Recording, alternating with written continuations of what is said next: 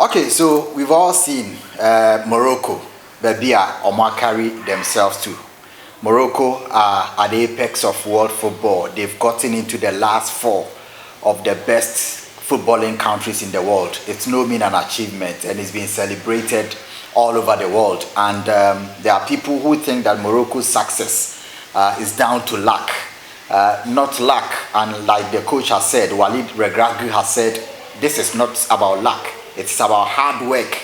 It's about effort. It's about investment. And these are things that we need to elaborate more.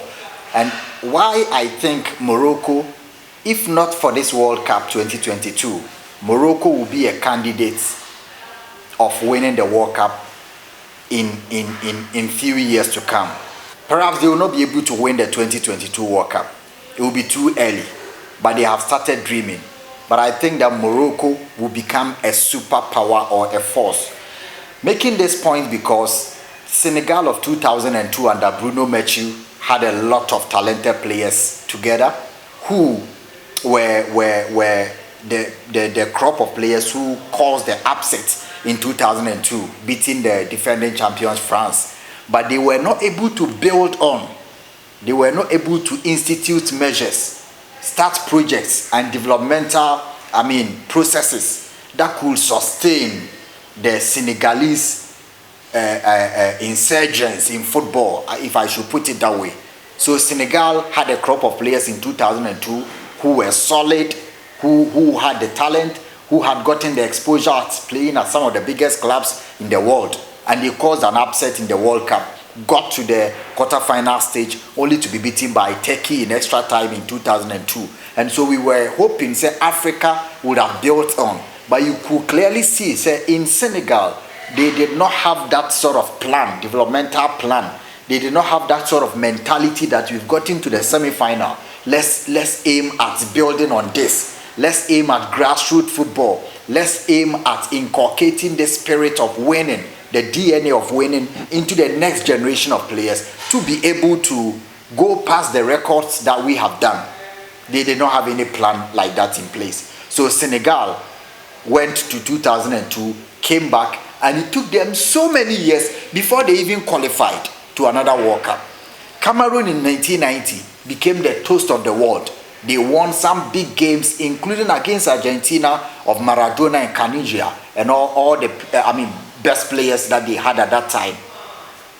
But Cameroon did not build on what they had achieved. They are Africa's best team at the World Cup by mile, but with the achievement of Morocco, or before the achievement of Morocco.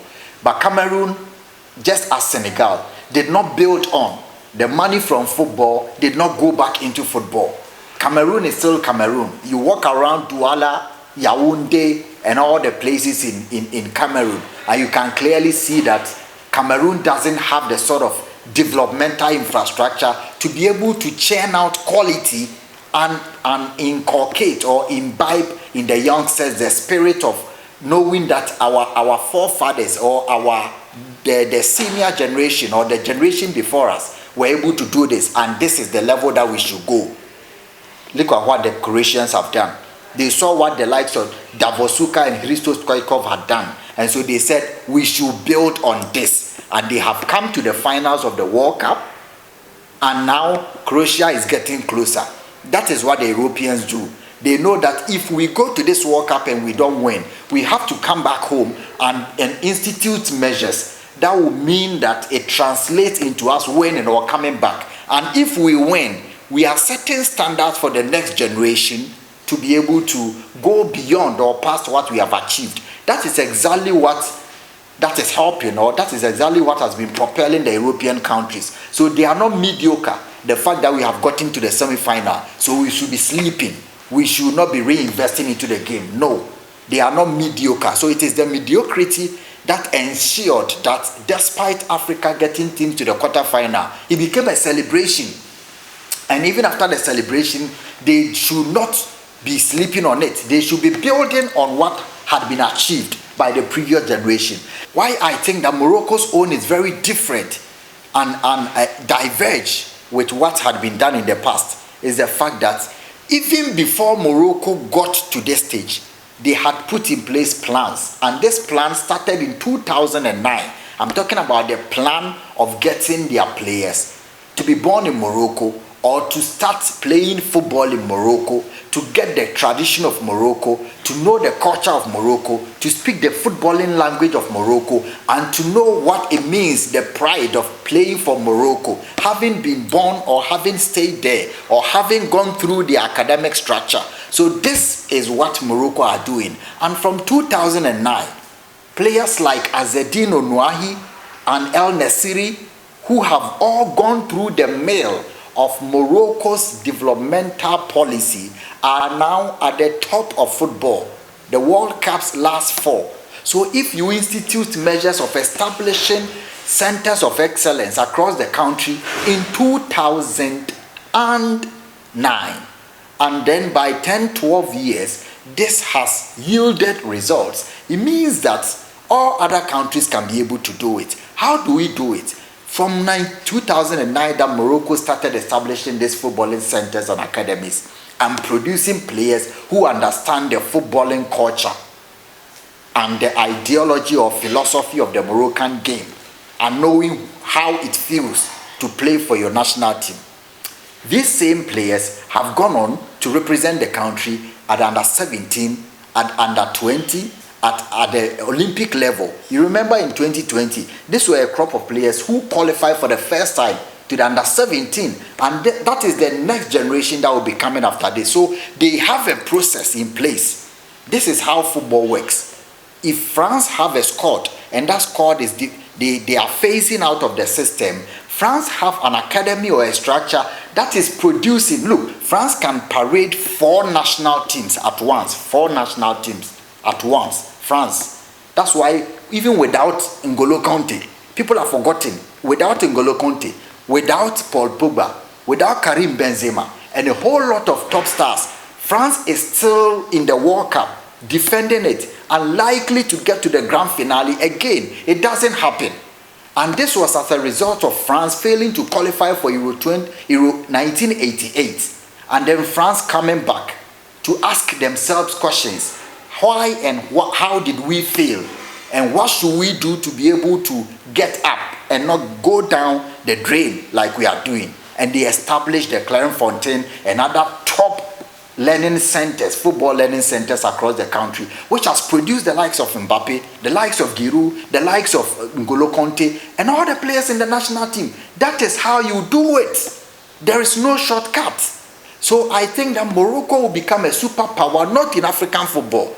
The fear I have for the other African countries, including Ghana, who have been very lazy, is the fact that if Morocco, who have the resources, are now getting to know what it means to establish academies and train their players, imbibing them the culture of patriotism at that early age, to be able to fight on and know the DNA of the team and know themselves from that early age, it will be very dangerous for countries like Ghana, Cameroon, Nigeria, who are very greedy and corrupt and do not invest back into the game. What they have gotten from football is not reinvested into the game. Their governments and football officials are only interested in short-term policies of putting people together in 1 month and saying we are going to the World Cup to win. Look at the Morocco Center of Excellence and why the IFA president had said that this is the center of excellence that we have invested in, over $65 million. And this is a project that I think, or we think, is going to help Morocco get to the top of football and become a superpower. And so we are calling it the G-Well that is supposed to help Morocco climb the ladder of football. And it's already doing. So people are thinking. People are not relying on lazy approach, cutting corners, and wanting to achieve in places where they have not planted. These are not lazy people. These are not corrupt people. These are not people who have to take bribes to select players and get their own people into national teams. These are people who know that to be able to get to the highest level in football, you need to invest. And there are people who say even Germany and Belgium have been eliminated. Germany have won the World Cup. Belgium established a center of excellence, employed technical directors, and it helped them to unearth some of the best talents in world football. They may not have won, But the policy is on track. It means that if their policy is on track and still producing top-class players, where the likes of Kevin De Bruyne and Eden Hazard and Jean Ventoyen have gotten to, the next generation who are coming would want to surpass. That is the difference between Belgium, who have been eliminated, and Ghana, who have been eliminated, with that one without plan and one with plan, and who will succeed in the next generation. That is the point. So I think that with what Morocco are doing, if they are able to sustain this plan and even reinvest more, now they are going to get more than $25 million from the World Cup, from where they've gotten to. That's not small money. And if they have $25 million, Morocco, unlike Nigeria or Ghana, my own Ghana, where money like this is going to go into people's pocket, you will never find where Ghana's World Cup money is. Look at the Moroccan Center of Excellence and compare it to Ghana's Center of Excellence in Pram Pram. And it will tell you why we have still been stuck at the bottom of football in the world. Despite all the talent we have, you cannot compare the talent in the Moroccan team to what is at home in abundance in Ghana. You cannot compare. But the difference between them and the difference, between Morocco and Ghana is greed and lack of foresight, lack of visionary leaders, lack of people who think about the country. So Morocco will be able to win the World Cup, perhaps the first African country to get to the final or win it, because these are people who have the resources. These are people who try to limit how people become corrupt, unlike us who encourage and even try to promote corruption, try to worship and praise people who are corrupt. The people who are killing the game here are the same people we praise. It is very possible that with what the Moroccans have put in place, the infrastructure, the policy, the direction, it is very possible they will become the first African team to win the World Cup. And this won't be because Morocco have gotten the luck to win it. It will be because the policy is on track and they are a country who will be able to stick to the plan and dominate African. They are already dominating in women's football. They were the silver medal winning team in the African Women's Nations Cup, where Ghana failed to even qualify. We used to be the powerhouse.